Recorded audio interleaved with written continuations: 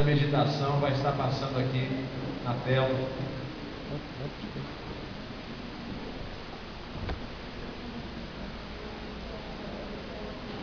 Evangelho de João, capítulo 3, versículos 5 e 6.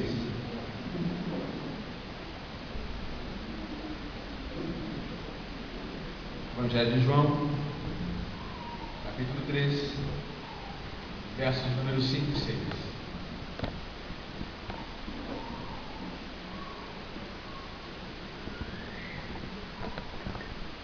Respondeu Jesus: digo-lhe a verdade, ninguém pode entrar no reino de Deus se não nascer da água e do Espírito.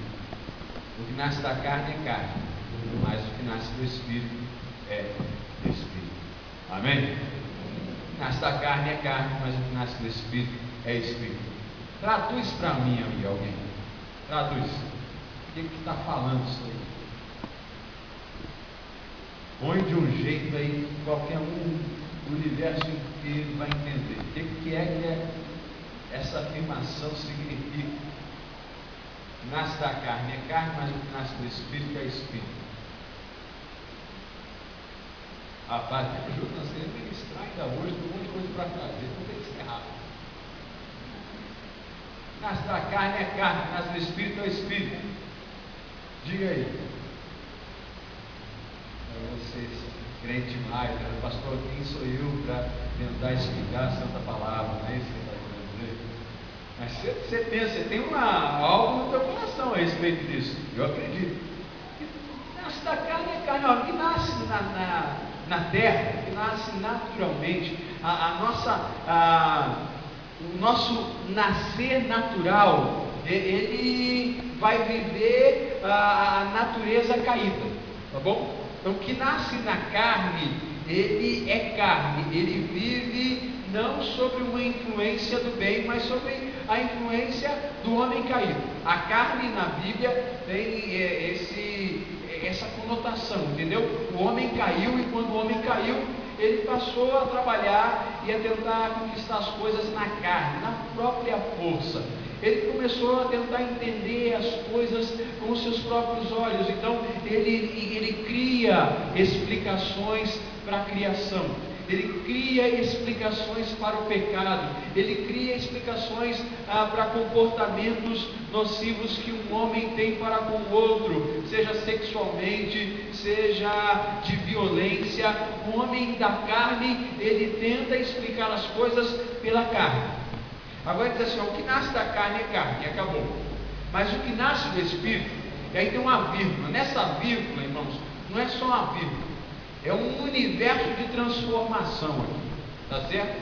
Você está olhando, é uma vírgula, mas não é só uma vírgula, é um universo de transformação. Tem um monte de coisa envolvida aqui, tem infinitas coisas que estão relacionadas aqui, mas o que nasce do Espírito. Então, existe um momento em que a pessoa que viveu sendo carne deixa de ser carne, ou pode deixar de ser carne e se torna Espírito. O que nasce do Espírito é Espírito. Não está dizendo que você entrega a sua vida a Jesus, ou você vai ter um nascimento vindo do Santo Espírito e você vai deixar de ser matéria, você vai virar fantasma. Não é isso. Ela está dizendo assim, ó, essa Bíblia está dizendo assim, ó, tem uma hora, tem um momento que as coisas se transformam. Se você se entrega a Deus, você se torna Espírito, ou seja, você passa a ter dentro de você natureza espiritual de Deus. Porque natureza espiritual qualquer homem tem. Qualquer homem, quando terminar a vida, ele não deixa de existir. Ou ele vai para o céu, ou ele vai para o inferno. Então, natureza espiritual todo mundo tem. Mas o que João está dizendo ali é que o que nasce do Espírito, existe um poder, existe uma visitação que acontece, em que em um momento você está na carne e no outro você está sendo tomado, controlado, você está tendo natureza de Deus em você. Você precisa entender isso. Nós que entregamos nossa vida a Jesus, nascemos no Espírito Santo. Você agora é Espírito. Você já não é carne. Você agora interage com o mundo espiritual de um jeito diferente. Ou seja, Deus gerou uma vida nova em você, uma interação nova com as coisas. Você já não deve pensar simplesmente como o homem natural pensa. Você deve observar as coisas e dizer assim: isso é só matéria, isso é só gente, é só um povinho. Não, você agora tem que olhar para as coisas de uma maneira espiritual. As vidas têm um significado diferente para você, uma importância maior. A atitude espiritual tem uma importância maior. O trato com o dinheiro tem uma importância maior. Nada é simples matéria, nada é simples carne, nada é comum. Tudo é sobrenatural para você. Tudo é sobrenatural para você. Porque você nasceu do Espírito.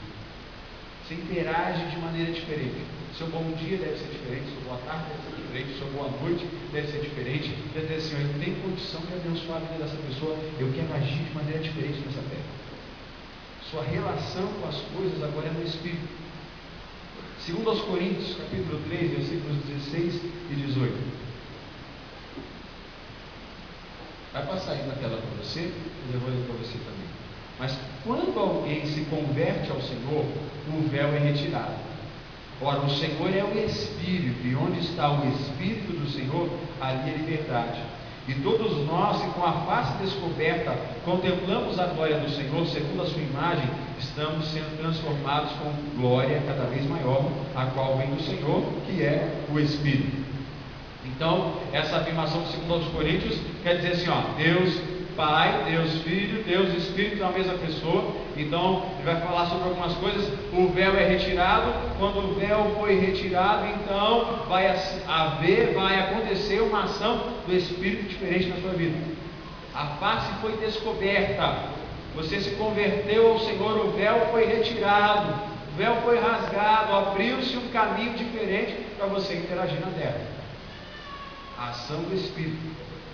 E você vai sendo transformado com glória cada vez maior, a qual vem do Senhor, que é o Espírito. Ou seja, vem do Espírito.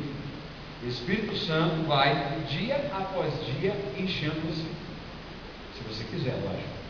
Ele pode, dia após dia, encher você.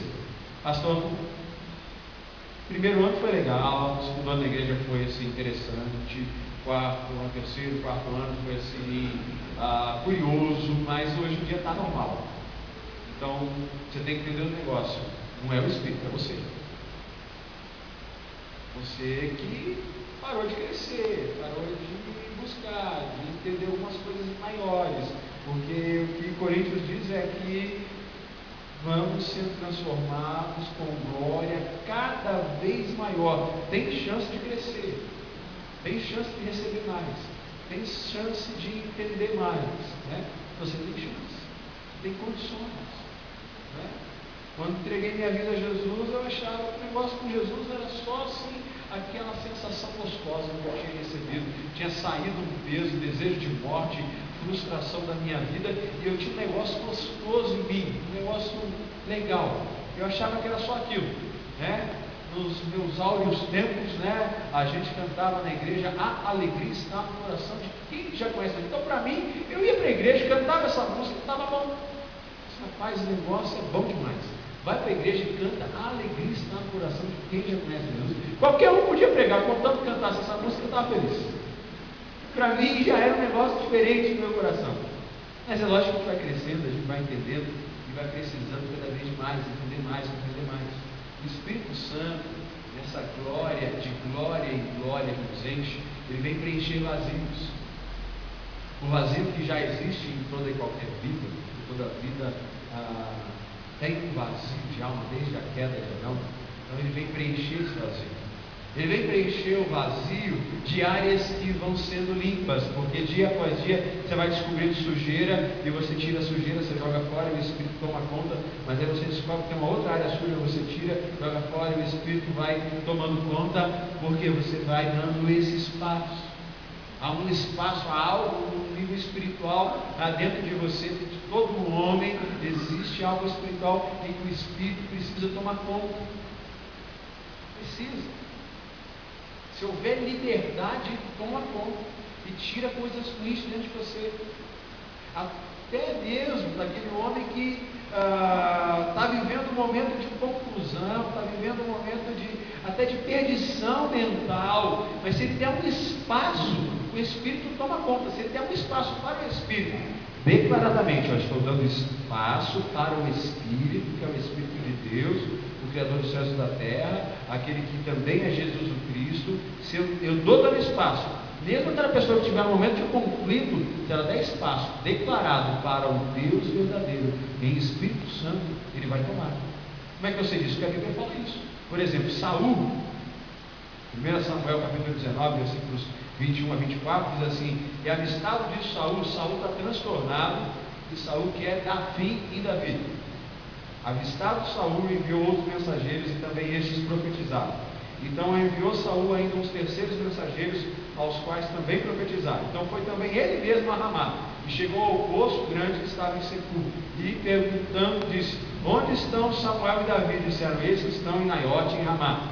Então foi para Naiote, em Ramá, e o mesmo Espírito de Deus veio sobre ele, e ia profetizando até chegar a Naiote, em Ramá. E ele também despiu as suas vestes, profetizou diante de Samuel, e esteve nu por terra todo aquele dia e toda aquela noite. Por isso se diz: está também Saul entre os profetas. Saul é tomado, e ele não está num momento de intimidade, não está num momento, ele está num momento de conflito completo. Ele tem medo de que Davi tome o reino das mãos dele, ele sabe que ele já pisou na bola, mas ele dá uma abertura, ele dá respeito a Samuel, então ele vai de cabeça abaixo para Samuel, e naquele ambiente existe presença do Espírito, ele é tomado pelo Espírito.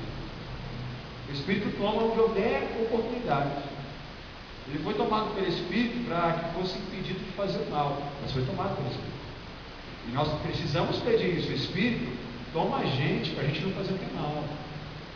Toma o nosso coração para que a gente possa ter o teu controle onde a gente não tem controle. O Senhor cuide de nós onde a gente não sabe se cuidar. O Senhor cuide de nós onde a nossa boca não sabe falar. A ideia do Espírito é a ideia de Ezequiel capítulo 47. O homem levou-me de volta à entrada do templo, e eu vi água saindo debaixo da soleira do templo e indo para o leste, pois o templo estava voltado para o oriente. A água descia de debaixo do lado sul do templo ao sul do altar.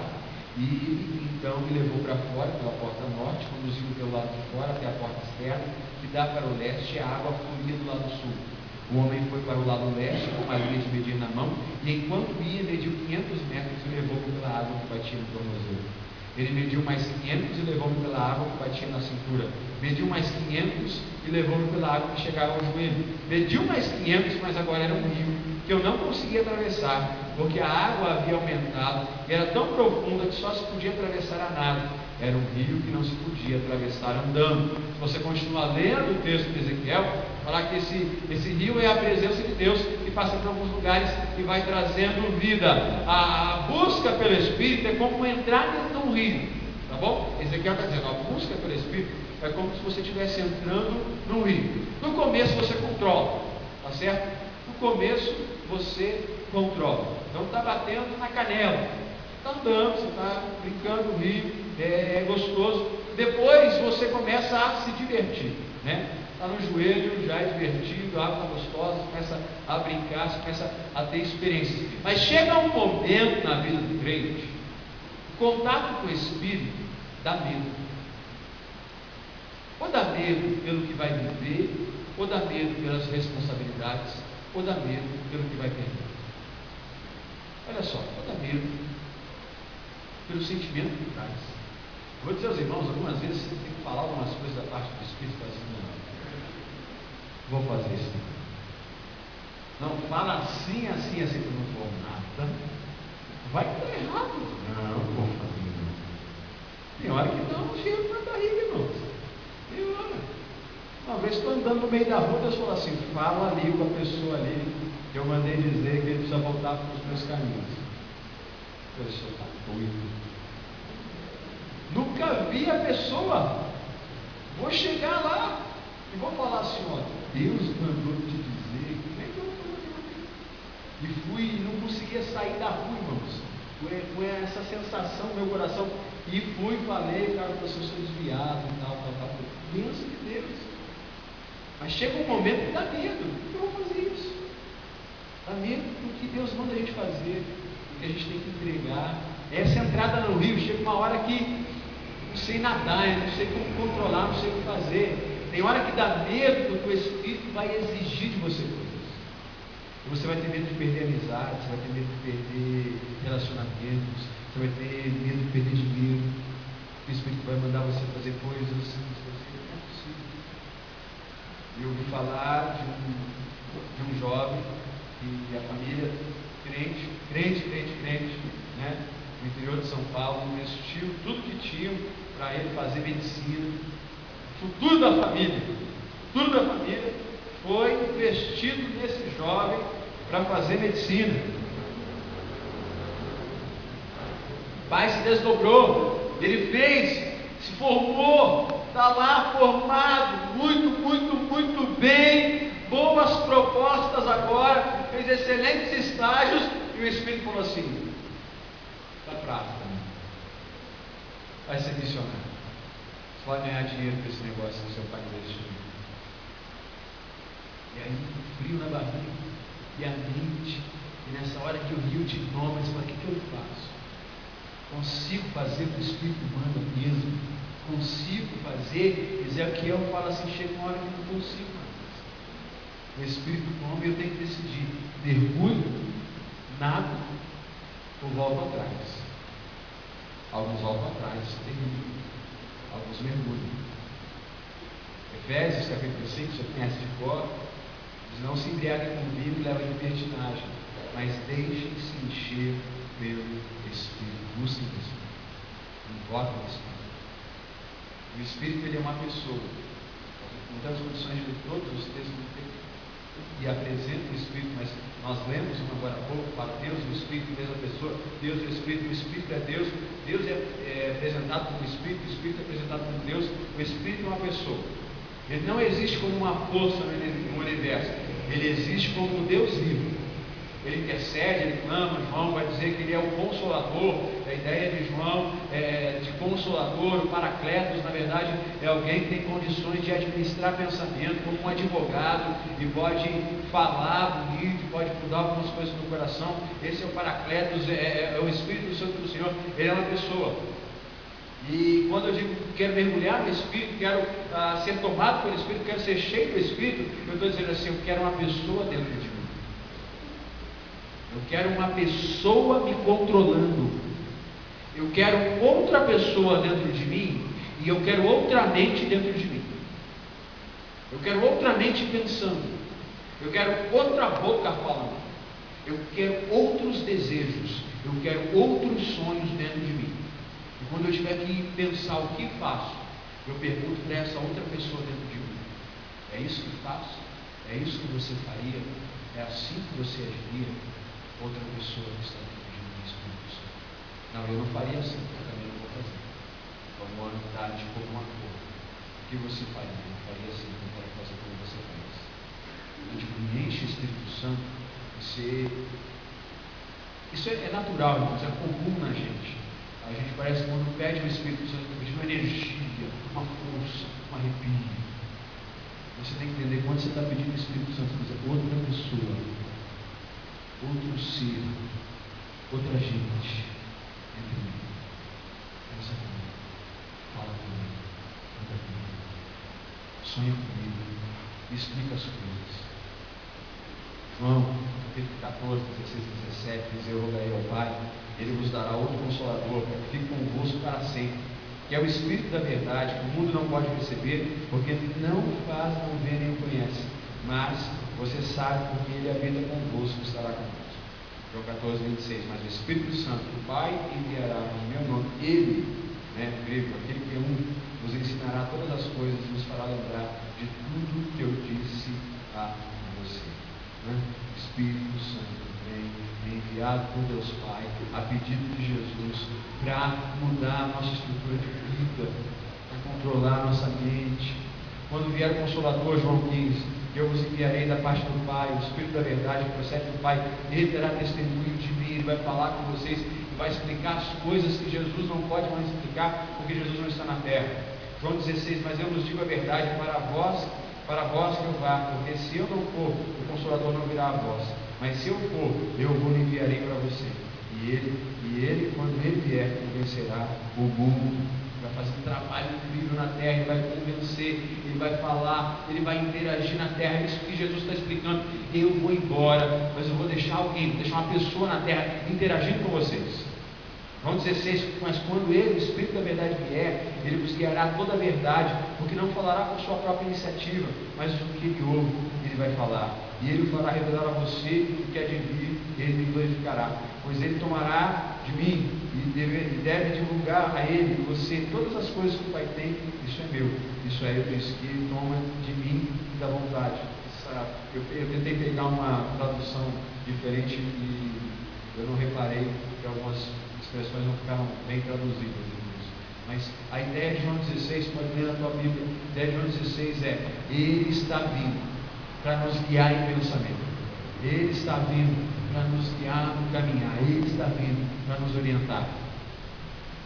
Existem etapas nesse controle de pensamento, de consolo, de alma.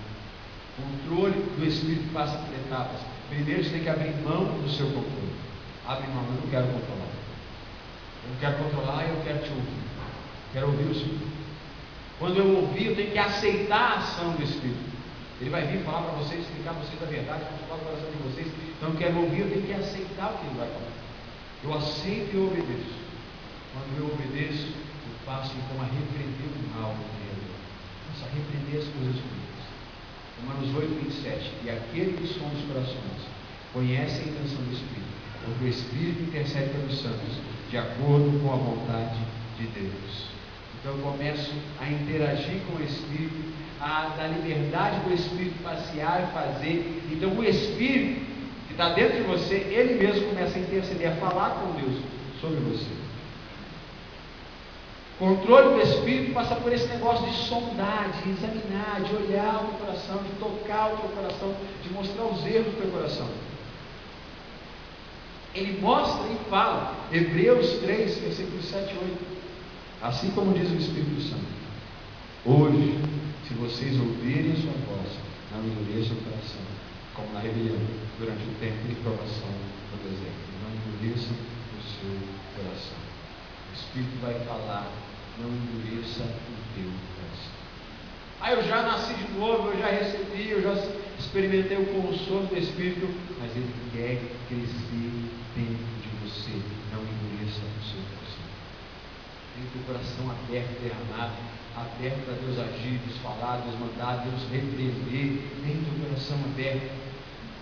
Pastor, dá para impedir, dá para lutar contra a ação do Espírito? Acho que dá. Eu acho que dá. Quando você faz isso daí, o negócio fica feio. Feio. Atos 5:3. Então perguntou Pedro: Ananias, como você permitiu que Satanás enchesse o seu coração a ponto de você mentir ao Espírito Santo e guardar para si uma parte do dinheiro que recebeu pela propriedade? Como é que você pode, Ananias, resolver mentir ao Espírito? Como é que você pode, Ananias, rejeitar a ação do Espírito de uma maneira que você começa a mentir? Você começa a elaborar na tua mente mentiras, que você acha que são mentiras para você mesmo, mas você está mentindo para Deus. Quando você começa a trabalhar a sua mente, justificar o seu pecado, o seu erro, a sua falta de compromisso com a igreja, com o pastor, com um monte de coisa, você está mentindo não é para você. Você está mentindo não é para líder de grupo, você está mentindo não é para pastor, você está mentindo não é para filho. Você está mentindo para o Espírito Santo.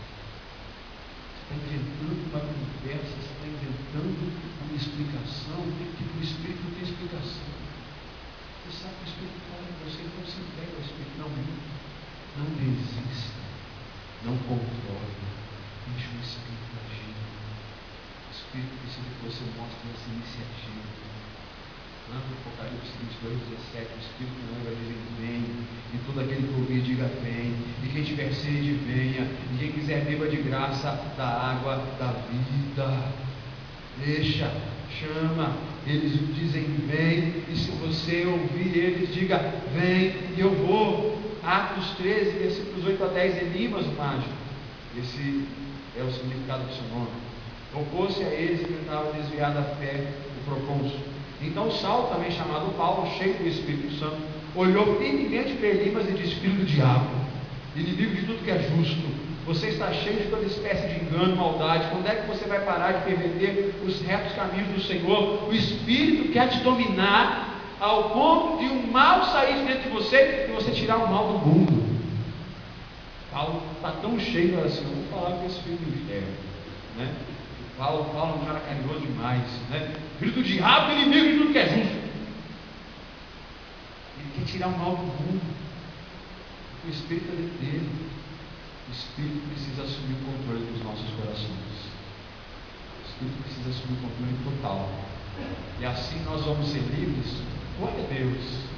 Mas nós vamos ajudar os outros a serem livres. Lembra da ideia do livro? Ezequiel 37?